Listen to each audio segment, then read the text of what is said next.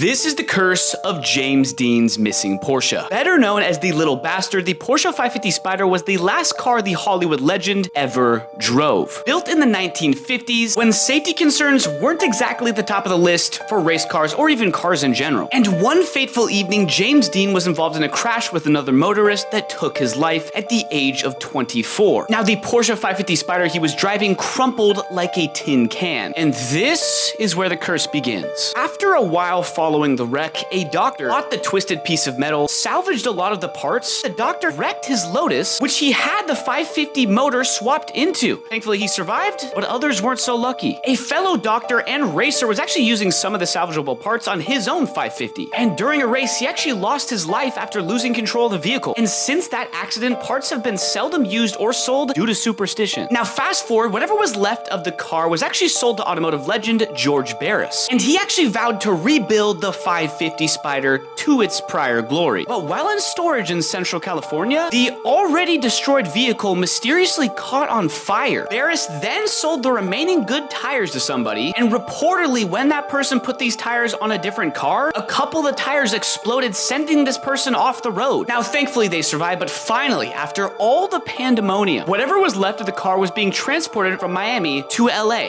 but it never made it. The vehicle literally disappeared and hasn't been seen since. Now, fairly recently, a transaxle from the car actually sold for just under $400,000 and is currently on display at the Haunted Museum in Las Vegas. Is this just a bunch of coincidences or a real curse? And where's the rest of the car?